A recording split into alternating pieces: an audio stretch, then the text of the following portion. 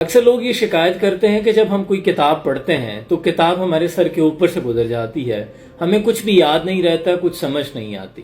اسی طرح کا ایک مکالمہ شیخ سلمان العبدہ نے اپنی کتاب زنزانہ میں لکھتے ہیں کہ میں نے اپنے استاد محترم سے سوال کیا کہ میں جو بھی کتاب پڑھتا ہوں وہ مجھے یاد نہیں رہتی، مجھے کچھ بھی حاصل نہیں ہوتا۔ تو شیخ صاحب نے مجھے ایک کھجور عطا کی، کہا کہ اسے کھا لو۔ میں نے جب اسے کھا لیا تو کہنے لگے کیا تم بڑے ہو گئے ہو؟ میں نے کہا نہیں۔ کہتے ہیں اگرچہ اس کھجور کے کھانے سے تم بڑے نہیں ہوئے، لیکن اس کا کچھ حصہ تمہارا گوشت بنا، کچھ ہڈیاں، کچھ مسام، کچھ دوسرے اسباب، کچھ دماغ کا حصہ بنا، کچھ نے توانائی دی، کچھ بال، کچھ ناخن وغیرہ وغیرہ۔ اسی طرح جب تم کوئی کتاب پڑھتے ہو، کتاب تمہیں یاد تو نہیں رہتی، لیکن اس کا کچھ حصہ تمہاری لغت کو مضبوط کرتا ہے، کچھ تمہارے لکھنے اور پڑھنے کے اسلوب کو نکھار دیتا ہے، کچھ تمہارے نظریات کو، افکار کو تازگی بخشتا ہے، تمہارے افکار بلند ہو جاتے ہیں، سوچنے اور سمجھنے کا نظریہ بہتر ہو جاتا ہے، تمہارے اخلاق بہتر ہونے لگتے ہیں، اگرچہ تم اس چیز کو محسوس نہیں کرتے۔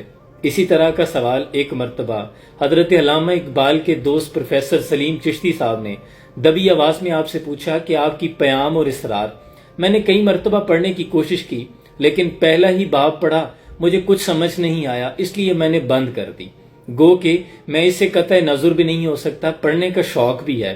تو حضرت علامہ اقبال نے کہا کہ آپ نے پیام اور اسرار خودی کتنی مرتبہ پڑھی؟ تو کہنے لگے کہ پہلا ہی باب پڑھا تھا، جب وہی پلے نہیں پڑھا تو پھر میں نے بند کر دی۔ اگرچہ دوسری کتاب کی بھی چند غزلیں پڑھی ہیں، لیکن نہ تو لالہ طور تک رسائی ہوئی اور نہ ہی نقش فرنگ تک، پھر آگے جانے کی ہمت ہی نہیں ہوئی۔ تو اس پہ علامہ اقبال نے مسکراتے ہوئے فرمایا کہ اگرچہ خوش نویسی اور موسیقی ایک ایسا فن ہے کہ اسے ایک دن میں نہیں سمجھا جا سکتا، تو پھر فلسفیانہ نظمیں اور غزلیں ایک دن میں کیسے سمجھ میں آ سکتی ہیں؟ الفارابی نے ارسطو کی مابعد الطبیعیات کو کئی سالوں تک مسلسل پڑھا تھا، تب جا کے کچھ حاصل ہوا تھا۔ آپ بھی اس کی تقلید کریں اور ان کتابوں کو بار بار پڑھیں، تو ایسا نہیں ہوتا کہ کتابیں آپ کو کچھ نہیں دیتی، اس سے آپ کے نظریات اور آپ کی شخصیت میں بہت سے نکھار پیدا ہوتے ہیں۔ اگرچہ یہ کاغذ کی یہ مہک، یہ نشہ روٹھنے کو ہے، یہ آخری صدی ہے کتابوں سے عشق کی۔ آج کل کتاب دوست لوگ بہت کم رہ گئے ہیں۔ مستنصر حسین طارڑ صاحب تو کہتے ہیں کہ اگر آپ کو کتابوں سے خوشبو نہیں آتی تو آپ زندگی کی مہک سے بھی ناواقف ہیں۔ حضرت اقبال کہتے ہیں تجھے کتاب سے ممکن نہیں فراغ، کہ تو کتاب خواہ ہے مگر صاحب کتاب نہیں۔ سلام پہنچے۔ کتابیں آپ کو بہت عظیم انسان بنا دیتی ہیں، اس لیے شغف رکھیں، مطالعہ کیا کریں۔ جزاکم